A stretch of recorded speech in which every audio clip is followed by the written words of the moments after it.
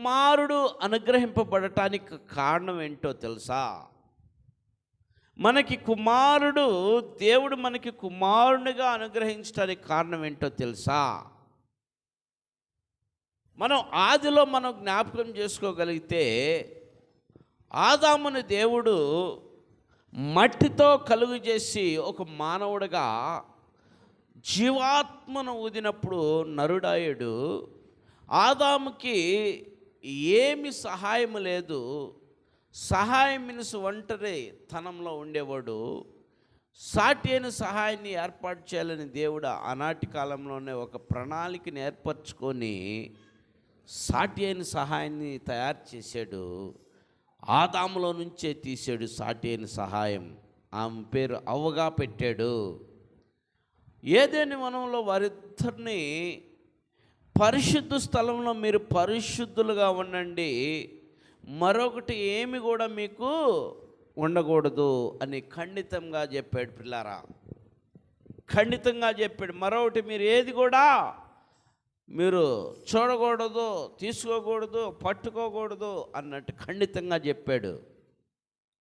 ఈ ఏదైనా వనంలో మీరందరూ కూడా ఆనందంగా, మీ ఇద్దరు కూడా ఆనందంగా అనుభవించండి. ప్రతిదీ మీరు తినండి, ప్రతిదీ చేయండి, ప్రతి దాంతో మాట్లాడండి, ప్రతిదీ మీరు సంతోషంగా ఉండండి.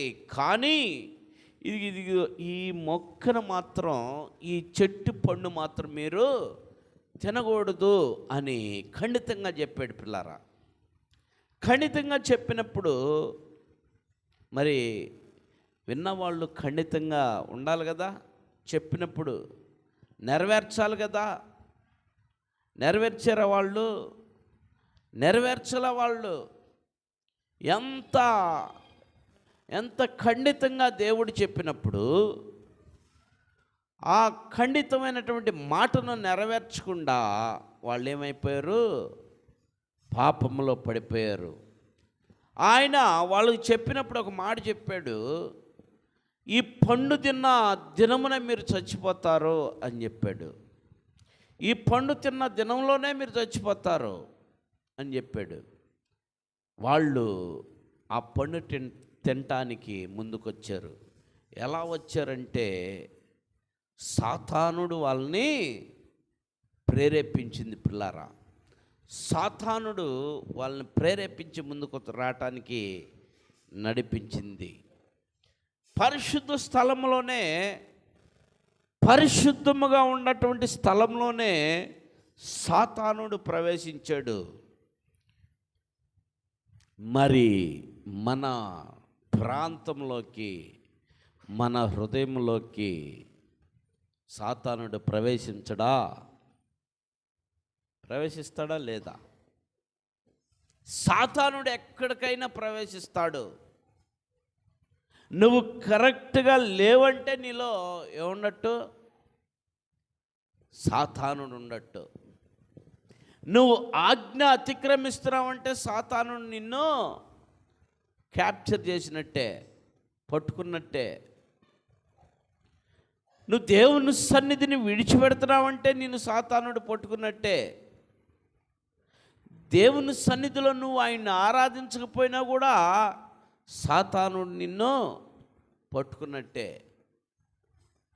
పాటలు పాడేటప్పుడు నువ్వు చప్పట్లు కొట్టకపోయినా సాతానుడు నీ మీద పనిచేస్తున్నట్టే.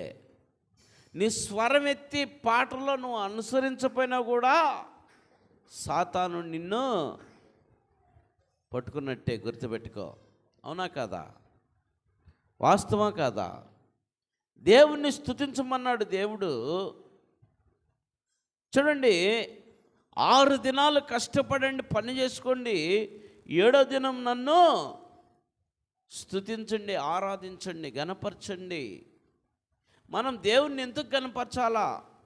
మనం దేవుణ్ణి ఎందుకు ఆరాధించాలా అంటే, ఈ ప్రపంచాన్ని చూస్తున్నాం.